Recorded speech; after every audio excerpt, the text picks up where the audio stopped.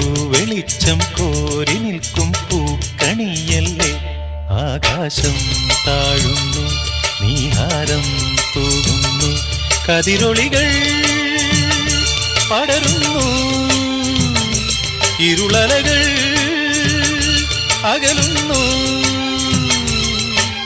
പുലർന്നു പുലർന്നു തെളിഞ്ഞു തെളിഞ്ഞു ചുവന്നു തുടുത്ത മാനം നോക്കി കൂട്ടിൽ നിന്നും മേട്ടിൽ വന്ന പൈങ്കിളിയല്ലേ.